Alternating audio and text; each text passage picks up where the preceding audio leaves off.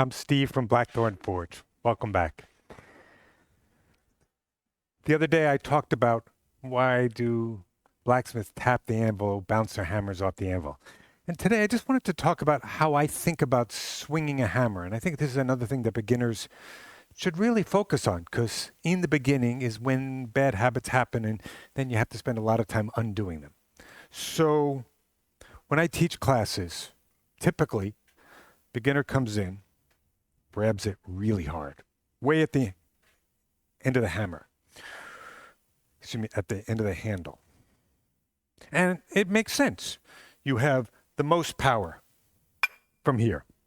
I've got the most leverage. However, if I'm a beginner and this hammer's a little heavy for me to control, like you see how it's drooping a little bit, I'm having trouble holding it up. So I'm going to choke up. So now, notice I'm more comfortable. Here I was kind of fighting the weight, and I'm exaggerating a little bit, but that's what is happening. And if I choke up, now I have some control. So choke up. If you need to choke up, do that and assume you do. As you get better, stronger, better aim, well, then you can start to move back and grab back here. But the benefit is lost in the beginning if you don't know how to use it. Because in the beginning, people grab it out here and they have a death grip. They're squeezing really hard because they're desperately trying to control this heavy thing that's moving around in space. And what we want to do is keep it quiet and just go straight up and down. Up and down, elbows in, close my body, good ergonomics. I want to stay collected. When it's long, it's unreal. I see this happening, or it's like this. It's scary. So instead, I choke up so I can be closer to the anvil, closer to the work, and also watch here. I have a looser grip. That's really important because force equals mass times acceleration. So it's mass and acceleration. So it's change of speed and how heavy your hammer is.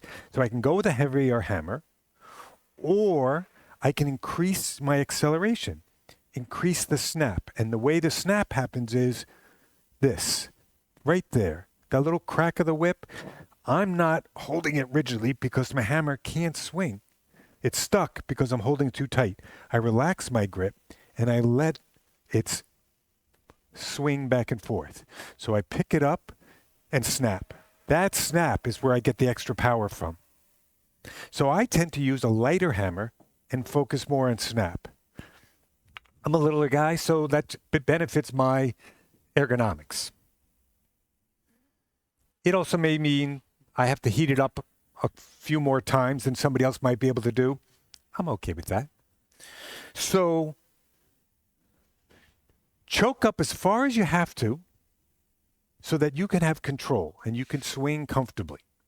When you lift the hammer, we're not pulling it up, we're pushing. Push.